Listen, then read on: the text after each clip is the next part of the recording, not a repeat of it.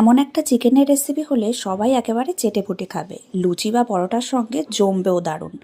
আজ শেয়ার করব দই চিকেনের একটা ইজি রেসিপি। তবে তার আগে আমাকে অবশ্যই জানিও এই পদটা খেতে তোমরা কে কে ভালোবাসো আর কারা কারা এইভাবে বানাও। প্রথমে চিকেনটাকে ম্যারিনেট করব, তার জন্য আদা রসুন বাটা, গোলমরিচ গুঁড়ো আর নুন দিয়ে ম্যারিনেট করে রাখবো প্রায় 20 মিনিটের জন্য। তারপরে কড়াইতে সাদা তেল দিয়ে পুরো চিকেনটাকে এপাশ ওপাশ করে লাল লাল করে ভেজে নেব। এরপর ওই তেলের মধ্যে শুকনো লঙ্কা, গোটা গরম মশলা আর সাদা জিরে ফোড়ন দিয়ে কুচি করে রাখা পেঁয়াজটাকে লাল লাল করে ভেজে নেব।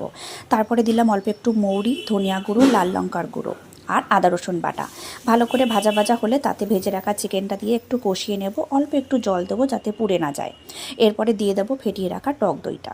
তাতে একটু নুন দিয়ে ঢাকা দিয়ে রেখে দেবো। আস্তে আস্তে করে এটা হয়ে এলে দিয়ে দেবো ভাজা জিরের গুঁড়ো, কসুরি মেথি আর নামানোর আগে ঘি গরম মশলা দিয়েই একেবারে রেডি দই চিকেন।